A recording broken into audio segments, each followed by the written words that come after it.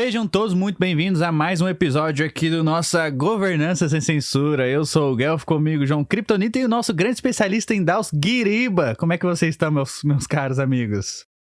Tô bem, Guelph. Já começa ferrando o Guiriba e falar especialista em DAO. Vai estar no 25º chamando isso ainda. O curso tá saindo, né, Guerreiro? Eu ouvi dizer que você tá até mês que vem tá saindo o curso, né?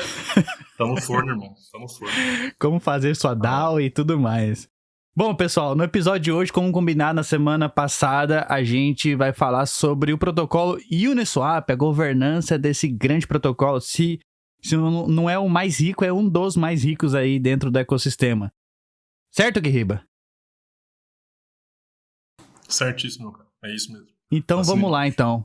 Eu queria, primeiramente, tocar no assunto do que é a Uniswap, a gente explicar, assim, por cima, o que é o protocolo Uniswap, e depois falar do token e como que funciona a governança lá dentro. Podia dar uma breve explicação pra gente aí do que é a Uniswap? Claro. A Uniswap, ela, nasceu o Rayleigh Adams, né, que é o cara que codou a Uniswap. A história dela, que eu acho uma foda, porque a gente tem várias histórias de DAOs VC, né, tal, mas a Uniswap nasceu meio que bem pura, porque o Rayleigh Adams era um engenheiro mecânico, se não me engano, e aí ele foi demitido do trampo, e aí um brother dele chegou, você quer aprender a programar? Aí ele falou, quero. E aí foi lá e começou a codar, aprendeu Solidity, JavaScript, e aí codou a primeira versão do Uniswap, né, eles chamam de Proof of Something, né, prova de alguma coisa. E é bem interessante, no site da Uniswap tem a história de como que a Uniswap surgiu, e acho que a virada de chave com ele foi quando ele foi para Seul, na Coreia do Sul, foi na conferência, trombou com o Vitalik, e aí ele falou para reescrever o código da Uniswap e mudar de Solidity para Viper, se eu não me engano. E aí ele lançou a Uniswap V1, só que tinha alguns tokens só, era bem simples, né? Simples nada é simples, né? Mas, na real, ele criou a Uniswap para ser uma corretora descentralizada, porque antes não existiam esse tipo de corretora que a gente acha tão comum hoje em dia, mas antes, em 2019, 2020, isso não tinha, né? A gente tinha a EtherDelta, que era uma corretora descentralizada, mas ela tinha uma parte off-chain, que é o que? Ela não é ligada na blockchain. Então, ela era uma mistura de centralização e descentralização, né, na parte da infraestrutura dela. E a Uniswap, ela deixava tudo on-chain, né? Até os provedores de liquidez, né, as pessoas que proviam liquidez para que as pessoas pudessem fazer a negociação do par, era tudo on-chain. Então, era a primeira vez que alguém estava fazendo isso, né? E o Rayleigh Adams fez isso como se fosse um hobby na época, né, porque ninguém fazia, e aí deu muito certo. E aí ele fez a Uniswap V1, era bem simples, tinha alguns tokens só em relação ao Ether, e aí eu acho que, vocês me corrigem se eu estiver errado, mas eu acho que aí foi a V2 que foi a virada, que ele permitiu a tornar ela mais permissionless, né? Tipo, qualquer pessoa podia abrir uma pool de tokens e prover liquidez, e aí isso nasceu na época da pandemia, né, em 2020, que aí deu meio que um gás pro verão DeFi, que foi aquela época que os tokens fungíveis hypavam pra caramba, que foi antes da JPEG Mania, que foi 2021.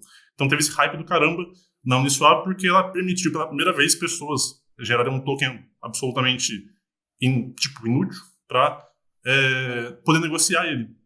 E tinha token com pouca liquidez, que hypava muito, muito porque as pessoas proviam liquidez. Então, um token que mexia $100 por dia, se colocasse $1.000, pampava 100%. Tinha essa dinâmica na Uniswap. Mas a Uniswap nasceu para isso, para criar uma corretora descentralizada, incensurável e totalmente on-chain, né? E aí ele lançou a V3, que foi em 2021, que ele colocou mais algumas atualizações, como liquidez concentrada, transformou as posições dos LPs em NFTs, e agora eles estão com NFT também, né? Eles compraram a Genie, se não me engano, e colocaram NFT e estão fazendo a V4. Então essa aqui é a história da Uniswap, desde a concepção até o que a gente tem hoje em dia. Você falou aí que a Uniswap viu o problema que a gente tinha dentro de cripto lá atrás, que era como que a gente faz para ter uma corretora descentralizada. Antes da Uniswap, a gente tinha a Shapeshift, que nasceu com um propósito parecido, mas eles não chegaram até essa tecnologia da Uniswap. E realmente a Uniswap foi game changer, porque a partir da Uniswap tudo mudou dentro de DeFi, certo? A Shapeshift veio depois daquela queda da Mt. Gox lá, que sumiu a grana de todo mundo, e eles não tinham a custódia, mas ainda era meio um player meio centralizado ali na época. Exato. E o grande problema dessa questão off-chain é a parte de regulação, Porque a Shapeshift eu acho que não chegou a ter esse regulatório, mas acho que talvez por isso também eles se transformaram numa DAO, mas a Eterdata sofreu o processo na época e teve que meio que fechar, deu vários problemas por conta dessa questão de eles ainda terem uma pessoa responsável pela gestão dos ativos, né? Ainda existia, como eles não tinham autorizações que corretoras centralizadas tinham, eles não poderiam operar. E a Uniswap não tem como parar os contratos da Uniswap. Essa que é a vibe, né? Ela é incensurável. Então, independente de a SEC, né, a CVM brasileira, considerar ilegal, não tem como você parar de fazer um contrato parar de funcionar. É aí que surgiu a sigla AMM, né? Automated Market Maker. O Market Maker automatizado. Automatizado, exatamente. E você falou aí do contrato da Uniswap, ele realmente é um dos poucos contratos, a gente estava falando com o Rob uma vez aí, o Curi, que o contrato da Uniswap é realmente imutável. Existem alguns contratos inteligentes que tem lá o admin key, a pessoa pode fazer um upgrade, whatever, mas o da Uniswap é 100% imutável. Lançou, por isso que tem a V1, aí tem a V2, a V1 ainda existe, né? Só que ninguém usa. A V2 ainda existe, muitas pessoas usam e tem a V3 e assim por diante. Toda vez que a Uniswap Foundation lança um novo protocolo, um novo contrato, cria-se outro, né? Outra versão, mas aquela existente ainda fica lá na blockchain forever. É isso, não é? E já entrando nessa parte dos contratos serem imutáveis, a governança, a gente pode falar mais de governança depois, mas a governança dela também tem essa viés. Porque até tem um artigo que eu mandei para vocês sobre o paradoxo da minimização da governança da Uniswap, é justamente isso, porque a governança da Uniswap, como você falou em outro podcast, que é o Reflexer, tem essa questão de não ter muitas interações na governança, a Uniswap está lá, funciona, é para isso, e a gente passa umas 3, 4 postas por ano e estamos juntos. Isso não é um problema, isso é uma característica, é dela. E a Uniswap foi concebida justamente com esse objetivo, em teoria, esse que era o objetivo, de fazer um contrato para uma AMM imutável e incensurável, e, ao mesmo tempo, uma governança que só faria votações para coisas bem específicas, que não houvessem tipo uma interação, como a gente falou da NounsDAO, a gente falou aqui, ou da Maker mesmo, que tem votações bem constantes. Não seria assim, seria tipo 4, 5 por ano, é isso mesmo, tá funcionando, tá bem, e tamo junto. Na teoria, seria essa questão. Eu acho que o token da Uniswap, o token Uni, só veio, assim, só ficou relevante depois do ataque que a Uniswap sofreu da SushiSwap, né, o ataque vampiro.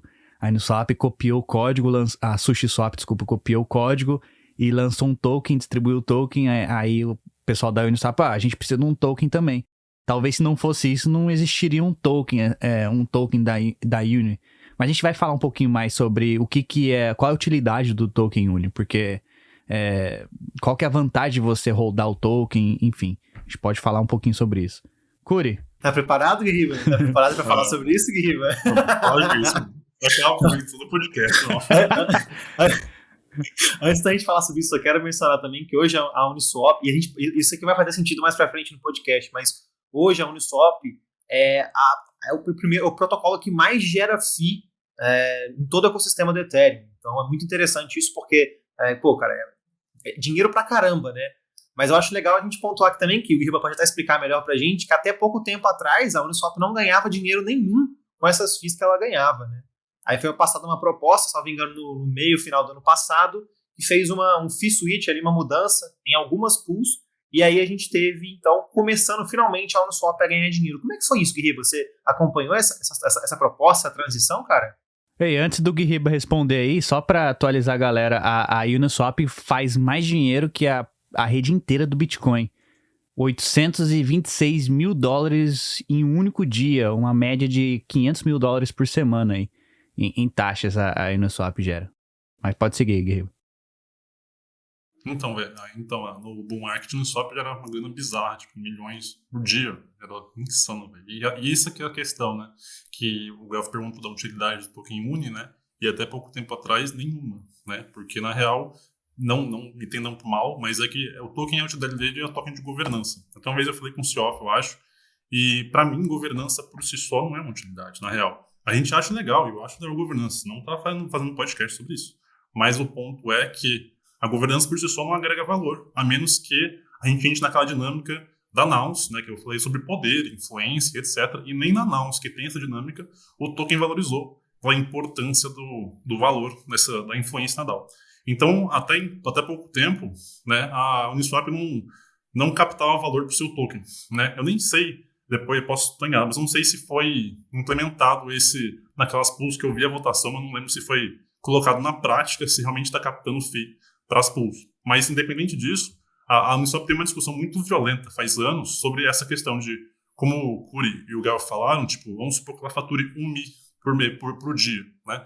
Isso não ia para lugar nenhum. Né? Isso, os LPs, né? Os provedores de liquidez faturavam essa grana e a DAO não ficava com nada e nem dividia essa grana com os holders, por exemplo, porque eles tinham muito medo de reguladores. Né? Esse é um medo muito grande da DAO e é compreensível, porque a Uniswap tem uma visibilidade muito grande. Se nós três fazer uma MM aqui e começar a imprimir token, uma CVM nem vai lembrar da gente. Mas a Uniswap, que fatura 1 Mi, chama muita atenção.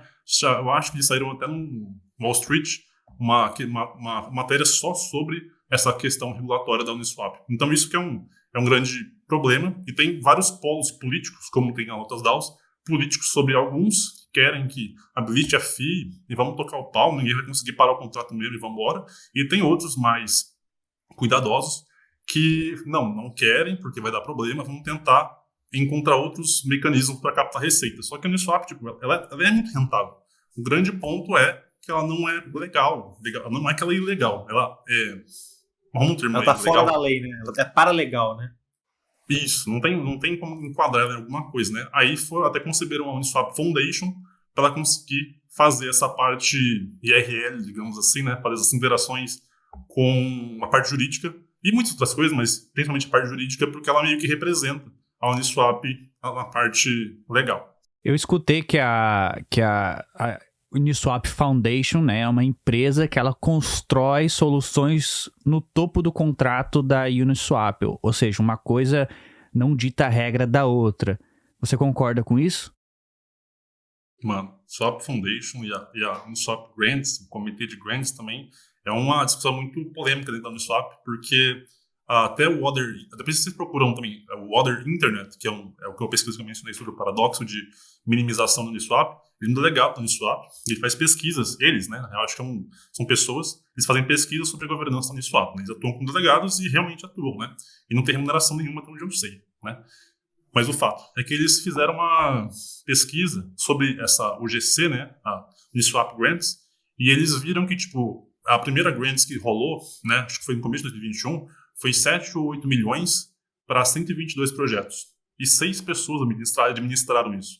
Então, em vez de uma DAO votar, era 6 pessoas distribuindo a grana.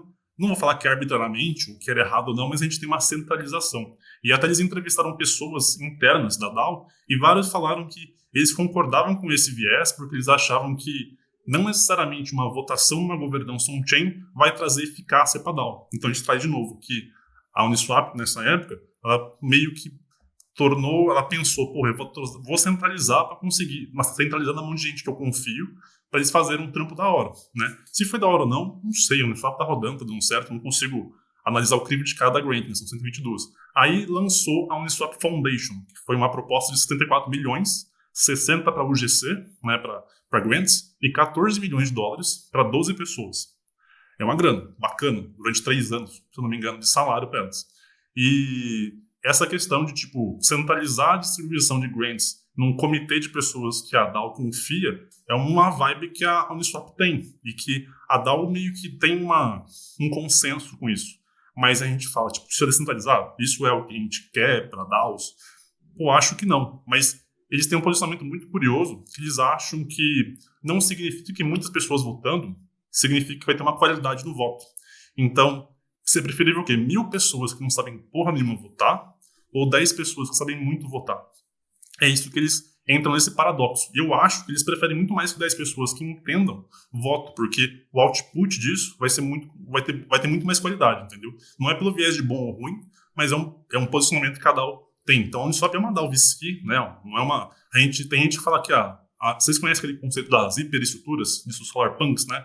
Que é aquela beleza das DAOs, aquela alegria, refine, public goods, aquela porra. Tem gente que entende a Uniswap como public goods, né? E eu acho interessante, porque meio que ela se tornou infra, né, de DeFi, né? Sem ela, não tem liquidez, não tem nada. Ela e a Curve comandam o mercado de DeFi hoje em dia. Mas, pelo ponto de vista de centralização, são poucos os stakeholders que controlam a Uniswap. A Binance, eu acho que é a maior delegada da Uniswap, salvo engano. E isso você põe um tremendo no conflito de interesse, né? Apesar de ela não participar ativamente da governança, e se um dia ela quiser participar, como é que isso vai ser, tá ligado? Boa. Ô Guilherme, mas eu quero dar um passo para trás, eu quero ainda voltar no token, né, cara? Porque a gente falou que foi implementada, então, essa fee switch, então agora algumas pools, até onde eu vi, somente 3 pools hoje em dia, que são as pools com maior volume na Uniswap, tem esse mecanismo de fee, então 0,1%, 0,3%, a coisa que para o usuário final acaba nem percebendo, vamos dizer assim. Claro, se você for um usuário minucioso, você vai achar, mas o usuário padrão ele não vai nem perceber a existência dessa taxa, né? O que isso muda para o token, cara? Porque assim, e aqui, vamos lá, opiniões controversas começando, né? Cara, o token da Uniswap hoje é um token inútil, é simplesmente um token de governança, mas como é que o preço do token vai subir? Como é que isso vai agregar valor para a DAO? E aí vamos estender a pergunta, né? Tendencialmente, o tesouro da DAO deve ser cumprido grande parte com tokens UNI. Mas se o token UNI não se valoriza, e aí? Como é que a DAO vai se pagar? Como é que a DAO vai pagar quem está contribuindo? Como é que a DAO vai pagar as coisas, cara? E aí? Cadê a utilidade? Nossa, você entrou aqui, até em diversificação de tesouro, você me pergunta, mano. Pelo amor de Cristo, hein? Mas enfim, sobre o token UNI, eu não sei até onde, eu não lembro de ter visto para onde que ia essa grana da FII que está sendo coletada. Mas tem 2 vertentes, tipo a SushiSwap, por exemplo, ela é a SushiDAO, SushiSwap, não sei qual nome que ela está usando hoje em dia, mas a SushiDAO, ela optou por dividir uma parcela dessa grana com os holders de sushi, né? X-Sushi, se eu não me engano, né? O que eles dividem com a galera, né? E você, numbers go up, né? A galera fala, tipo, você pampa o valor da moeda, você agrega valor para a moeda, né? Esse tipo de coisa. E isso faz ela valorizar, você traz algum valor para a moeda. Mas se não tem nada disso, né? Pô, é foda, entendeu? Tanto que as da Uniswap não tem essa estratégia, mas, por exemplo, a Yearn Finance estava fazendo uma estratégia no passado de você mandava Yearn para eles e eles te recompravam por um valor X. E aí, quando você recompra, né, o valor dá aquela pompadinha, né? Então, várias DAOs tinham essa estratégia de fazer um buyback de token de governança para poder valorizar o token, né? Mas isso acaba sendo uma estratégia muito insustentável, né? A Olympus DAO também tinha essa estratégia no final de 2021, né? Bizarríssima aquela DAO. Mas também foi uma DAO que fez muito dinheiro com isso. Então, essas que são as questões. Mas falando do Uniswap em específico, que eu acabo perdendo o foco, a Uniswap, eu acho que é difícil ela agregar valor nesse ponto, né? Só coletando essas fizinhas e não direcionando parte desse valor, sei lá, para uma recompra do Uniswap, da Uni, por exemplo, é difícil o preço se voltar a 40, 50 dólares, como estava, acho que bateu em março ou maio de 21. Acho difícil voltar a esse patamar, a menos que haja tipo, uma demanda gigantesca por Uni. E essa questão, demanda por quê? Por que alguém vai comprar Uni e não ser de gostar do Uniswap, né? Porque na época compraram porque era um hype, né? Assim como aquela da PancakeSwap, esqueci, Cake. A PancakeSwap pampou, tanto que falava que a PancakeSwap ia ser a próxima Uniswap, aquelas coisas, e pampou tanto quanto a Uniswap. Mas qual é o porquê de comprar aquilo? No caso da Cake, tem uma porrada de pontos que eles montam lá para conseguir dar um pump na moeda. Mas tirando isso, a Uniswap não faz esse tipo de coisa, né? Tanto que eles não têm aqueles programas de liquidity mining, né? Que é de imprimir token para incentivar a liquidez. Eles não têm essa vibe. Isso, e a maioria das AMMs faz, e eu acho um programa falido, na real, mas a maioria faz porque acaba imprimindo token para incentivar a liquidez, torra dinheiro do tesouro, e aí fica pobre e não carpúneo. Então, na minha opinião, não dá certo. E sobre a diversificação do tesouro, a maioria das DAOs usa o tesouro na parte do mantém o tesouro no token de governança. Porque eles têm medo de vender e dampar o valor do próprio token. 2, porque eles têm medo de passar o controle da própria DAO para outras pessoas. Então, a Uniswap, eu acho que ela fez uma administração não tão boa, né? Quem sou eu falar do Uniswap, mas não tão boa quanto outras DAOs, pelo menos. Por exemplo, a ANS, ela contratou a Vent Guardian, eu acho que é isso que chama. É um fundo... Não, é uma DAO de administração de fundos de tesouro de DAO, fundada pela Gnosis, que ela administra tesouro.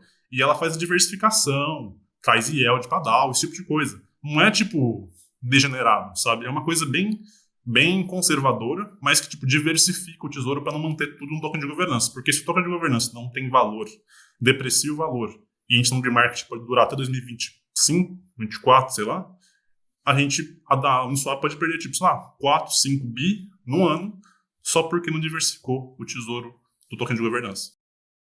E só de curiosidade aqui, Eu estava acompanhando aqui também, pesquisando um pouco sobre a governança da Uniswap, né? E eu vi que teve um airdrop no ano passado, que distribuiu o token, surgiu a DAO e etc. Mas basicamente 300 mil usuários se qualificaram para esse airdrop.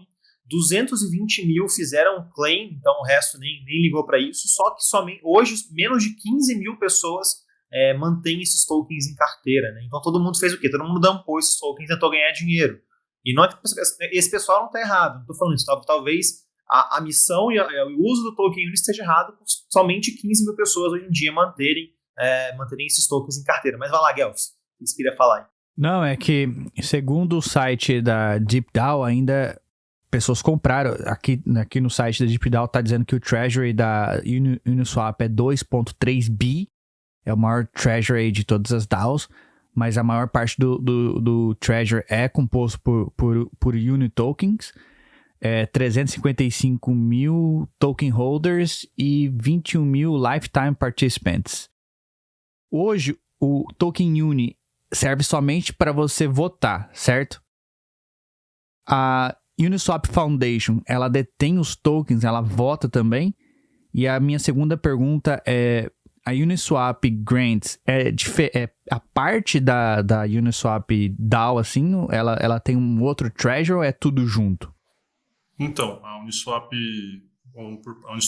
Foundation, quando ela submeteu a prop, ela pediu uma grana, mais uma delegação de 2,5 mil, que na época era quantia necessária para você submeter uma proposta. Né? Então, eles tinham a parte de salário da galera, os 14 mil, a parte para grants, que era 60 mil, e mais uma graninha para votar nas propostas, submeter propostas. Eu acho que eles subiram de 2,5 mil para 4 mil no final do ano, salvo engano. Então já não é suficiente, né? A bag de 2,5 mil, acho que hoje em dia é de 4. Mas enfim. E aí, então eles conseguiram. A prop foi aprovada. Então provavelmente os 2,5 mil foram delegados para a carteira da Uniswap Foundation. E com isso eles tinham poder para submeter prop. E submeter prop, eu acho que isso que é a grande. Votar, você pode votar com um token, né? Mas submeter a prop, porque a governança da Uniswap tem o temperature check, né? E tem 2 checks, né, via snapshot, e eu acho que o terceiro é um chain, salvo engano, eu acho que é assim que funciona. E você precisa ter um mínimo de token para mandar um chain, que esse que é o gargalo, eu acho que aí é o que pedia 2,5 mil, e hoje pede 4 milhões.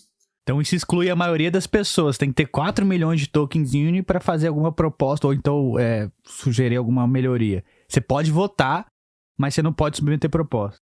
Exato. E essa é a grande discussão, porque tipo, uma parte fala que a governança do Uniswap tem que ser minimizada. Então, por isso tem muito token para você frear muitas propostas. Mas, ao mesmo tempo, aquele artigo que eu mandei para vocês, uma universidade, esqueci o nome, a Franklin DAO, que é a Universidade da Pensilvânia, ela coletou opiniões de vários participantes da DAO. Então, tipo, quem provê liquidez, quem faz trade, as universidades que são delegadas em DAOs, a comunidade, as empresas que prestam serviço para a DAO, tipo a GFX, por exemplo, a Llama. Eles pegaram opiniões deles e todos falaram que eles sentem muito problema com relação à falta de evolução do Uniswap, de melhorias, porque a governança do Uniswap é muito devagar. Então você não consegue. Vamos supor, a Maker e a DAOs, como a gente tinha falado, tem muita proposta, né? Proposta pra cacete. E a Uniswap não. Ela tem muito pouca proposta e é muito difícil você implementar melhoria.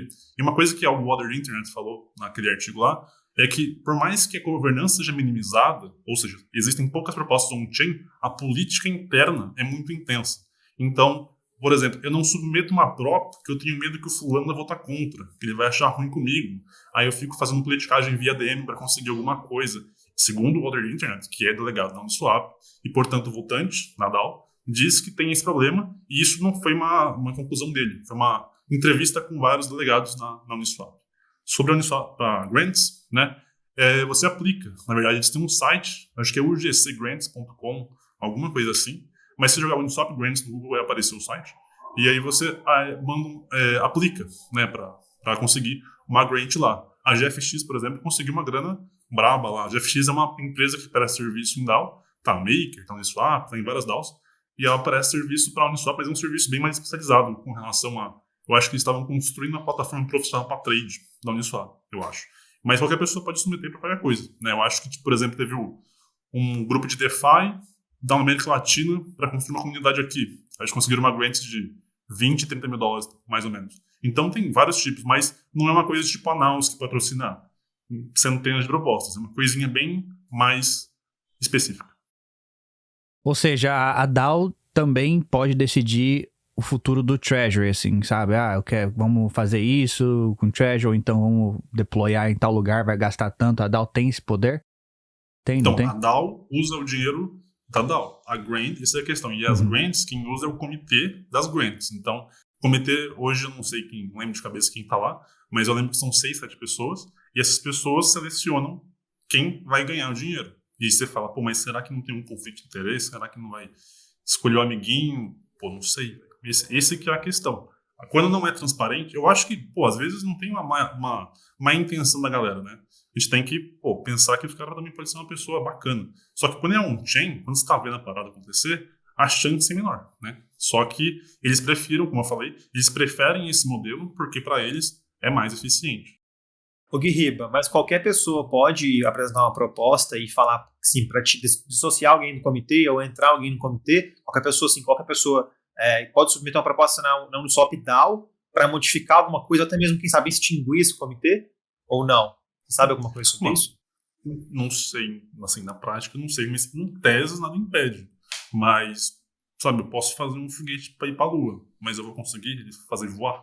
Irmão, não vai, tá ligado? Por quê? Essa fricção política na governança, de novo, né? Tem os clubinhos lá, aí chega o Guiriba lá e fala, velho, quero tirar o maluco de lá porque eu não gostei da cara dele. Não vai tirar, velho, porque ninguém conhece o Guiriba, ele não tem essa amizade, ou pelo menos esse reconhecimento, reputação dentro da DAO. Nas DAOs, vocês também participam de algumas DAOs, você constrói uma reputação na DAO. Então, para você conseguir ter essa importância lá dentro, uma influência, isso ganha tempo, né? Então, eu acho que seria um pouco difícil, a menos que o cara fizesse uma cagada, né? Por exemplo, aquele BO da Wonderland, lembra que tinha aquele cara lá que... Daniel Sexta? Não, o Cifo. Não, o Cifo. O Cifo. O Cifo. E fazia parte da Wonderland, arrancaram ele da Wonderland e fiz snapshot, né? Resolveu muita coisa? Não sei, mas arrancaram porque ele tinha descoberto que ele era um golpista, né? O Michael Patton, se não me engano. Então, acaba que a Uniswap poderia ter feito a mesma coisa, mas seria como um slash social, eu acho.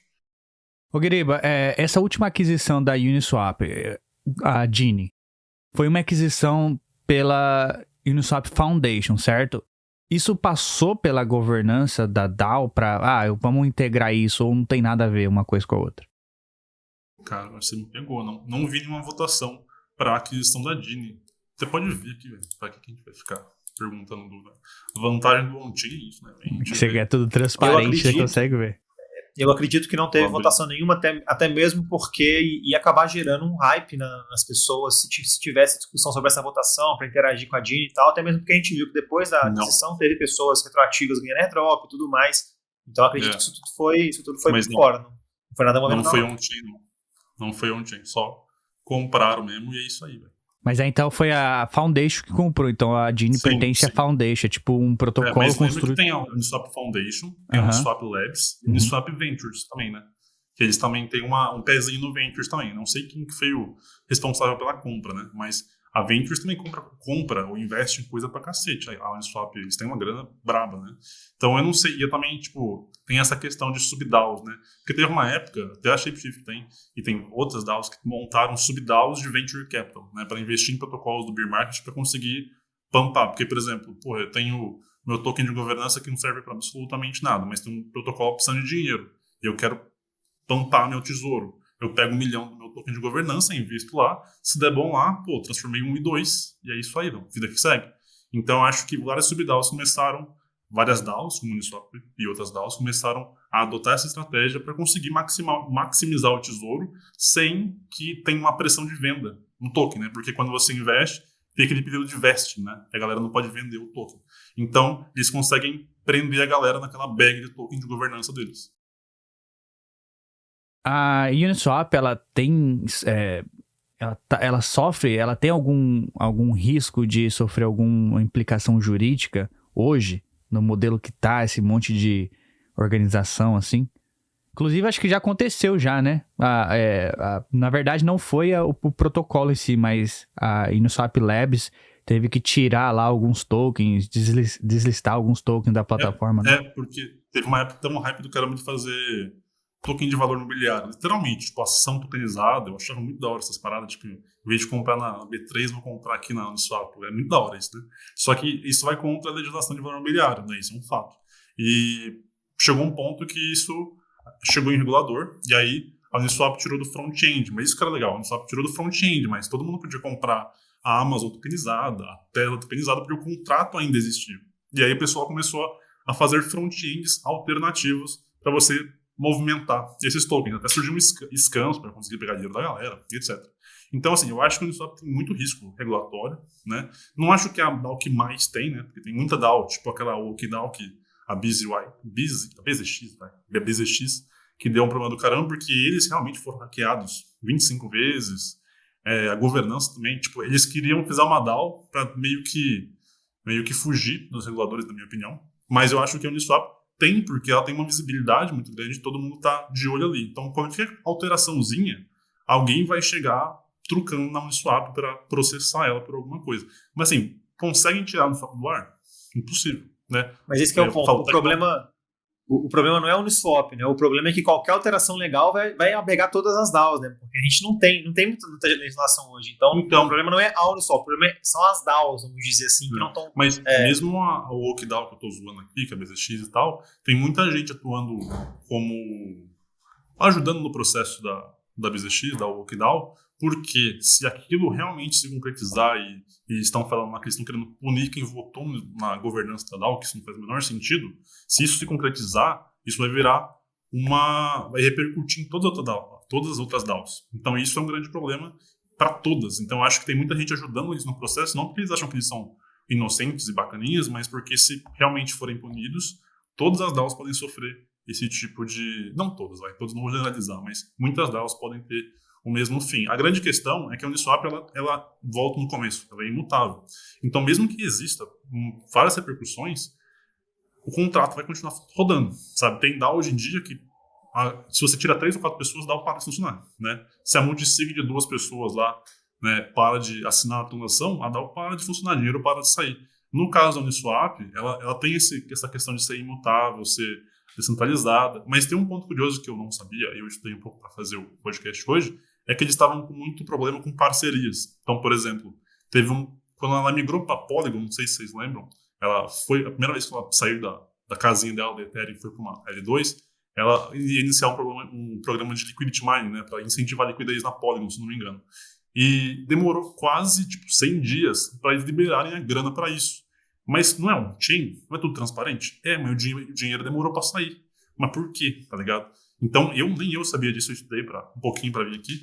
E aí eu descobri isso. Então, até o Uniswap, que é imutável, não tinha a porra toda, também tem esses problemas. Eu não sei se a Uniswap tem essas multisigs, não vou falar aqui porque eu não vou saber ter certeza disso. Mas é um fato de que até o Uniswap deve ter ponto de centralização, mas as pools de liquidez, isso eu posso garantir, que são contratos e, portanto, não conseguem apagar os contratos e as pools de lá. Qual que é o grande hype aí na Uniswap V3, que a gente escuta falar bastante no Twitter, tem muita gente, isso aqui é diferenciado. Qual que é a grande vantagem de usar a Uniswap V3 comparado com a V2, por exemplo? Velho, principalmente a parte de... Tem várias, mas eu acho que a principal é a liquidez concentrada, né, que eles conseguiram. Você, por exemplo, antigamente, na V2, por exemplo, você ia prover liquidez em Ethereum, SDC, por exemplo, e era uma faixa infinita, né? Você ia prover liquidez para os trades feitos de 0 a 1.500, por exemplo. No caso da concentrada, você consegue delimitar uma faixa, por exemplo, de $1.000 a $1.500, e, portanto, você consegue maximizar os lucros que você vai obter na sua posição, né? E isso, é muito bom para quem provê liquidez, para quem faz isso. Eu recomendo muito a gente tentar. Não é uma coisa muito simples, a UX não é tão amigável assim, porque é cheio de parada, mas tem gerenciadores de posição de V3, se vocês quiserem ver, ou tirar dúvida, depois você me chama, porque a Gummy Strategies é uma empresa que gerencia posições, então você consegue investir através dela. É autocustodial, lógico, se ela for hackeada, eu acho que ferrou, mas tem uma questão de que ela, pelo menos, ela tem essa administração de posições e você consegue... Ela fatura pela performance que ela obtém com essas posições que ela faz. Só que tem eles dizem que prover liquidez concentrada é tão lucrativo quanto day trade, porque poucas pessoas realmente lucram com a Uniswap V3, né? Porque a V2 já tinha aquele problema de perda impermanente, né? Bem simples, bem simples. Perda impermanente é quando você tem dois ativos, eles variam muito e você pode ter uma perda, e é impermanente porque ela só é permanente se você vender, né? Então, é impermanente até você vender.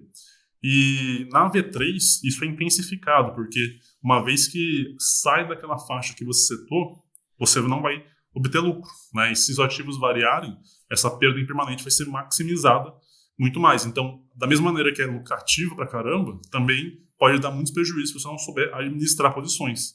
E como o Ethereum é caro, agora não está tão caro, mas como lá tem um custinho a mais, você fazer uma gestão ativa de posições no Uniswap é caro, né? Por isso que delegar para uma gestora de posições, se você não tem tanta experiência com gerenciar a posição de LP no Uniswap V3, talvez seja uma opção, tá ligado? Ô Guilherme, mas agora tá fácil, né, cara? Dá pra investir pela Polygon, tem Layer 2 surgindo, eles estão fazendo deploy na ZK Sync, né? E agora, principalmente no mercado de baixo, nesse mercado que a gente tá ali, o preço tá estável desde o ano passado. Assim. Eu e o Guilherme sempre gravamos, a gente fala do preço. Cara, não aguento mais falar que Ethereum tá na casa dos $1.200, não aguento mais, né? Então tá tendencialmente mais fácil, tanto é que eu tô vendo muitas pessoas falarem muito bem da Uniswap, mas isso que você falou é muito importante, né? Porque tá todo mundo ganhando dinheiro agora, digamos assim, porque o preço está estável. Então você coloca essa posição ali hoje e daqui 6 meses o preço vai estar mais ou menos na mesma situação. Mas isso não significa que as coisas são assim, né? Cripto, pelo contrário, né? Cripto se prova que valoriza e desvaloriza de forma muito, muito rápida. Então, o que está acontecendo agora não é o que vai acontecer para sempre. O pessoal tem que ter muito isso em mente, né, Guerreiro? Eu usei muito o Uniswap tipo, em 2021. Esse ano mesmo, velho, eu não provei liquidez em V3 alguma, velho. Não tinha estômago porque eu não sabia se o Ethereum ia chegar a $200 depois de madrugada, então eu acabava não provendo liquidez. Bem, tipo, essa é a questão. Eu fiquei com um puto no receio, mas quem tá começando agora na época de baixa, só vê o Ethereum 1.200. Então tem uma segurança muito maior, né? Porque, isso aqui não vai mudar amanhã, né? E eu já vi o Ethereum 4K. E agora tá 1.200, falei, irmão, isso cair pra 200. Então eu fico com maior receio com relação a isso. Mas eu acho legal. Isso é verdade. O mercado da lateral faz, tipo, mano, 1 ano e pouco, né? Caiu, óbvio, tava 3K no começo de 22, hoje em dia tá 1.200, mas sei lá, de maio, desde que a Celsius quebrou, eu acho, a Luna quebrou, eu acho que não mudou tanto assim. Então eu acho que realmente agora tá melhor para aproveitar isso por causa da estabilidade, é verdade. Existe alguma pool aí que você gosta, Curi, dentro da Uniswap?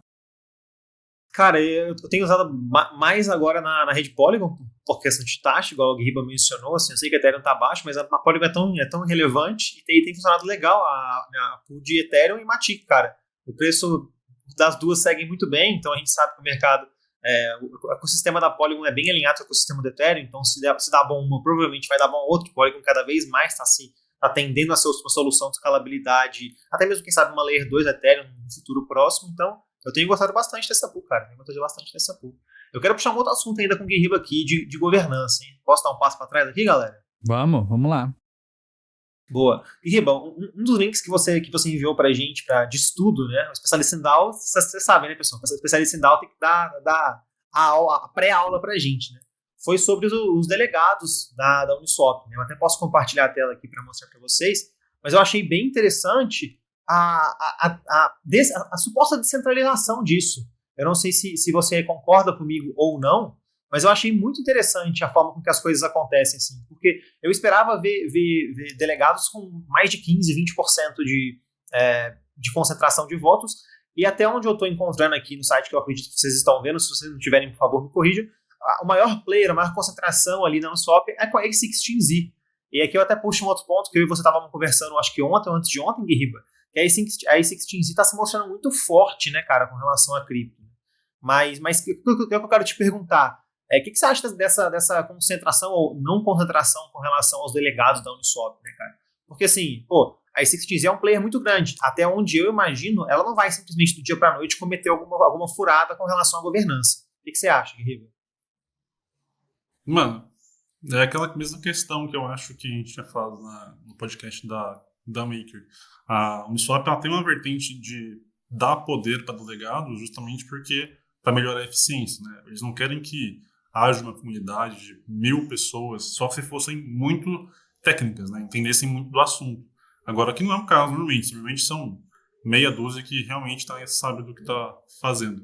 E no caso da Uniswap, eu acho que ela adota essa mesma questão. Principalmente a AD6Z, que ela é a maior holder, ela tem muito mais token que isso aí, tá ligado? Aí aparece 15 milhões.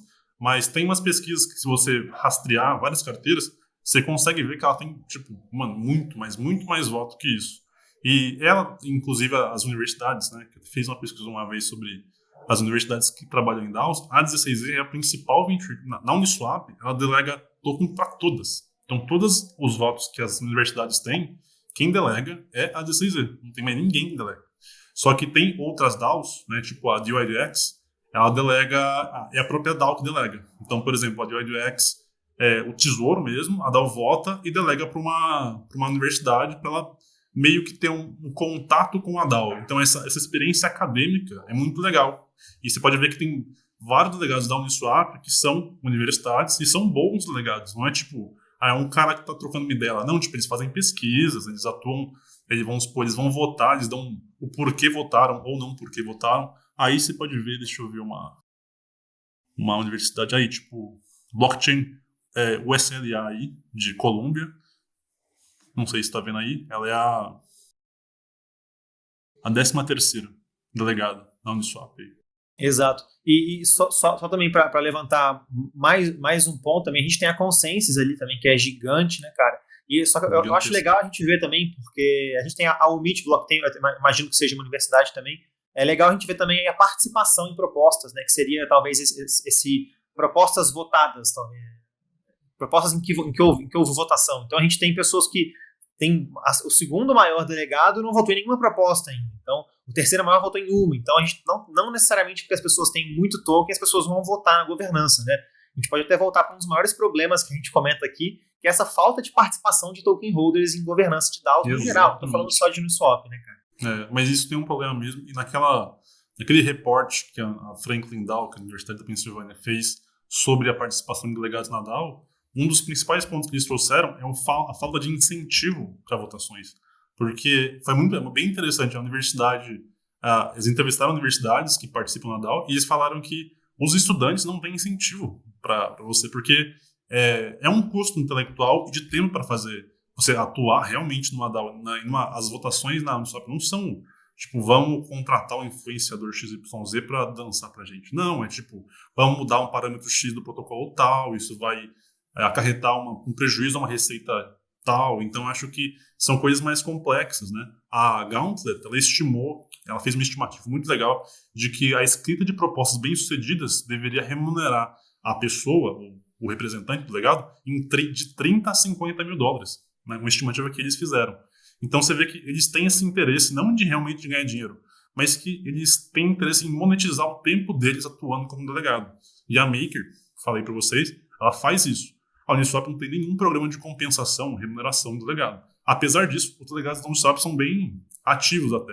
Só que poderia ser muito melhor, na minha opinião, se eles adotassem o mesmo sistema que a Maker faz, que é mensurar a performance, remunerar conforme a performance que obtém, esse tipo de coisa. Só que a gente volta naquela minimização da governança, que eu acho que acaba tendo essa fricção. Naquele repórter que eu dei para vocês, é muito interessante que eles entrevistaram quem trabalha na DAO, né, as workstreams da Uniswap, e tem gente que conta que as workstreams, né, os setores da DAO, querem submeter proposta e eles não submetem por medo de repercussão legal.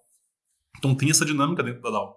E como o Guel falou dos riscos da DAO, eles são muito medrosos em relação à regulação, com razão, porque os olhos estão sobre a Uniswap. E só quem já escreveu proposta para DAO sabe o quanto é difícil, né? Eu acho que já sofreu um bocadinho com isso, né? Demora, viu? Mas a gente vai deixar os links dos reports na descrição do vídeo para você fazer sua própria pesquisa também. Já encaminhando para o final aqui, Geriba, eu queria que você desse uma nota de 0 a 10, aí 10 sendo ótimo, excelente, para a governança da Uniswap. Porra, Guelph, e aí, velho? Nota, velho, pra governança no Uniswap, 7. 7. Então tá bom. 6,5. 6,5. Então tá bom. Bom, então agora é o momento da gente decidir qual vai ser a próxima DAO. Eu tô aqui com o site da DeepDAO aberto aqui e eu vejo que a BitDAO é a segunda maior DAO, mas temos aqui outras interessantes, como a Gnosis, a Wonderland, que ainda existe. Eu achei que estava morto, mas ainda existe. Ainda existe. Tem a Lido, Olympus Down, que você falou aí, Aragon. Pô, eu ia falar isso, hein? Acho que o Guerribel tocou no ponto do Olympus Down. Até eu fiquei curioso pra esse dado do Olympus Down, hein? Olympus Down, hein? Claro. Olympus é nostálgica. Olympus Down, foi boa. É nostálgica. A gente pode Saudades quando o maior problema do ecossistema era o Olympus Down, né, cara? Saudades. Trocava token lixo por coisa boa, né, mano? Mano, o tesouro da Olympus Down é um dos melhores tesouros de todo o ecossistema, velho. Então, o tesouro deles está, tipo, abarrotado de DAI, W Ethereum. Mano, é perfeito, porque eles vendiam token de governança, que não servia, de novo, para absolutamente nada, e conseguiam um token bom. E aí eles adotavam um sistema de POL, né, que é a liquidez própria, né, basicamente, é uma liquidez própria, e aí eles conseguiram montar o tesouro deles no pico do bull market, e aí tudo caiu, né, só que eles continuaram. Estão até hoje. Mas eles têm um produto interessante. É difícil gastar $300 mil, né, velho? Demora, né? 300 milhões, né? Mas eles têm um produto interessante, que é os bonds, mas a gente vai falar isso no próximo episódio aí. Olympus Down, então, ficou, pessoal. Olympus Down? Boa. Exatamente. Legal. Então, para finalizar aqui, eu queria dizer que nada falado no episódio de hoje foi uma recomendação de investimento fiscal ou recomendação de vida. Sugerimos que vocês façam suas próprias pesquisas. E lembrando a todos também que estamos a caminho do desconhecido. Essa fronteira não é para qualquer um, mas estamos muito felizes que vocês estão conosco nessa jornada. Muito obrigado a todos e até a próxima. Valeu, Guiriba, valeu, Curi.